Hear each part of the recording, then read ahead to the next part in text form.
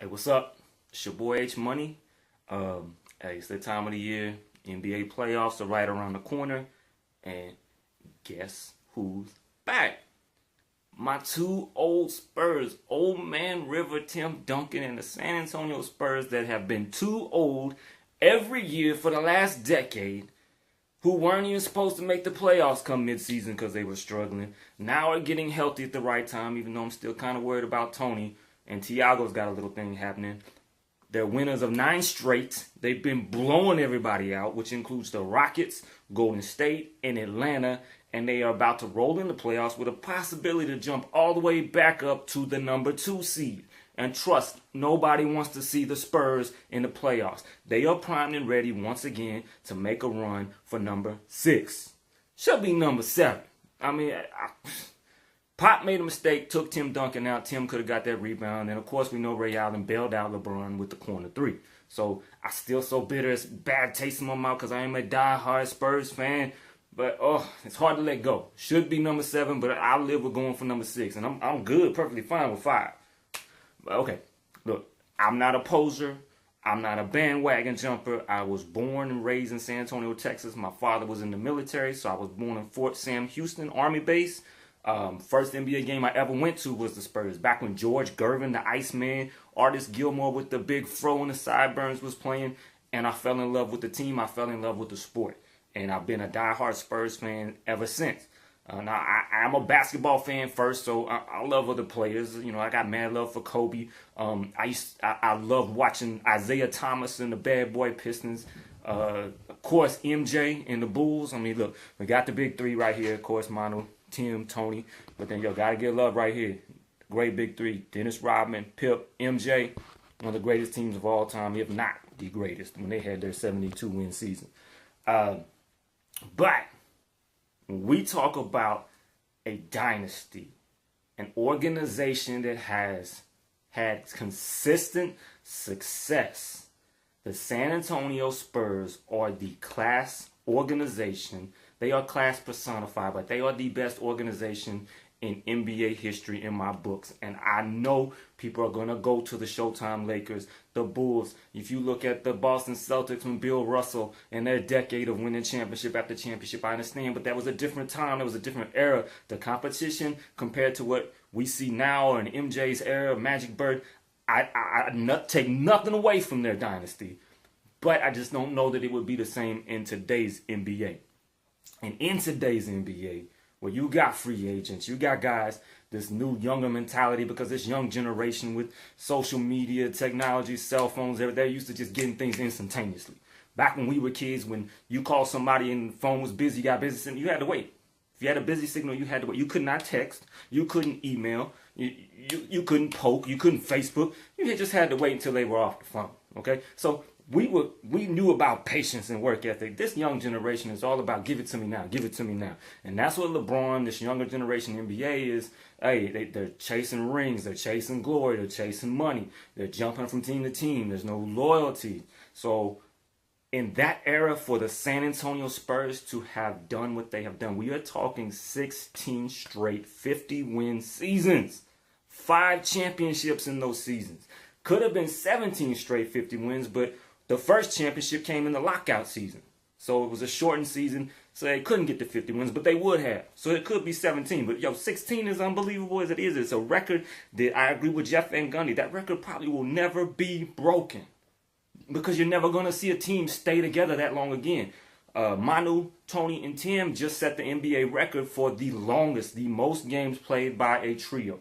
They passed Bird, McHale, and Parrish. So in an age where it's all about individual glory, you have 3 selfless guys that have put individuality to the side. They put the egos to the side. They're not chasing money. They have been loyal to the team, the organization, the system, and the team concept, and it has worked.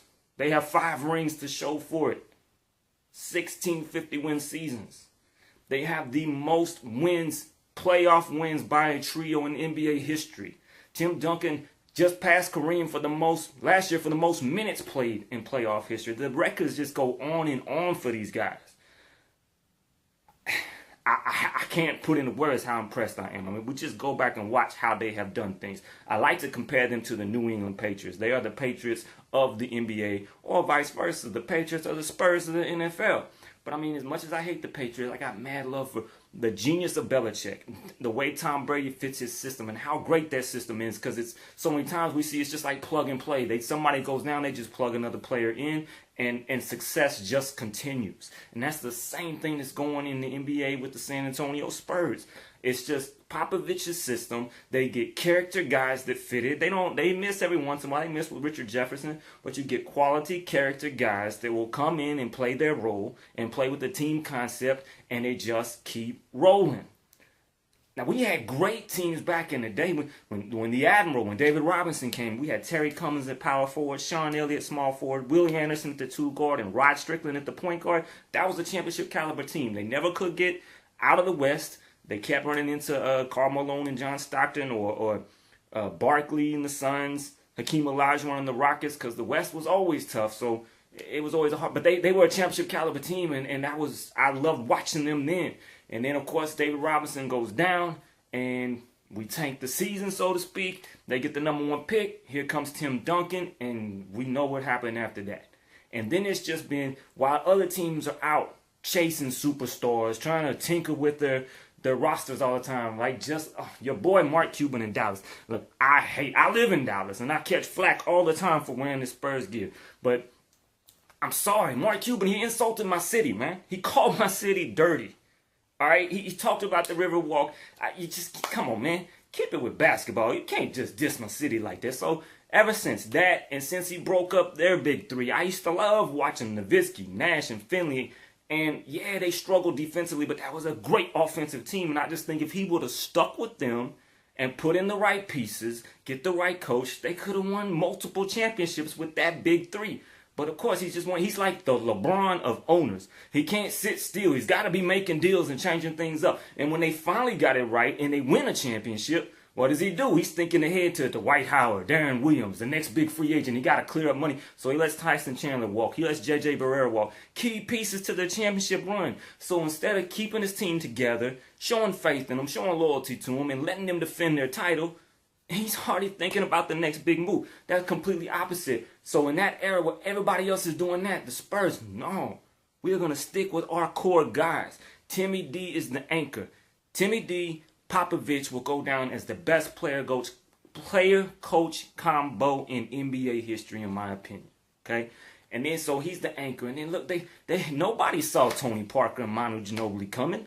That was just smart drafting. Guys, quality character guys that come in and fit your system. Okay? Because look at what happened right now with Kevin Love in Cleveland.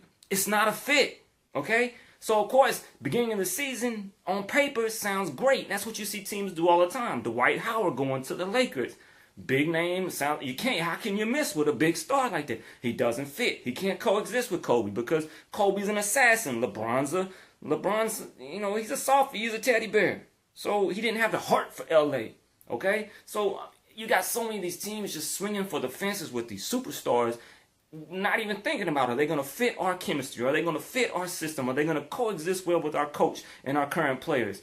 You have to do that, man. And that's what the Spurs are so brilliant at doing. And it's finally starting to catch on because now you see, after what they did to LeBron in the Heat in the finals last year, even had LeBron talking about that's how team ball is supposed to be played. He was impressed with it. He even had to admit. So you got now the Atlanta Hawks are being called the Spurs of the East. Because what are they doing? They got a good coach, a good system. They got some good core players. They're sticking with them. They're not chasing free agents and breaking the bank. They're sticking with it. They're going to sign quality guys, and it's paying off. Consistency. Trust the process. Don't skip it.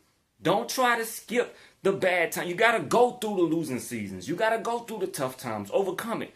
And the Spurs have just been fortunate enough because, of course, David Robinson comes back healthy. You got Tim Duncan and David Robinson, the Twin Towers down low. You're going to be successful. You're going to be in the playoffs every year with that alone, okay?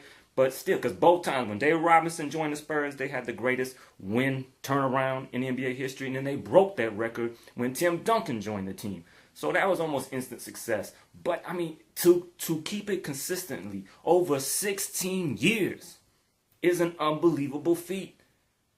And you can hate on them, you can call them boring, you can call them old, the old big fundamental, whatever, but you cannot hate on the success, man. You have to show respect to that. And my boys are here, primed and ready to go. 9 straight, playoff time's around the corner. We're going for number 7. Sit back and watch, people. All I got to say before I sign out is go, Spurs, go! Yes, sir. Number 6. But as always, God bless. Peace.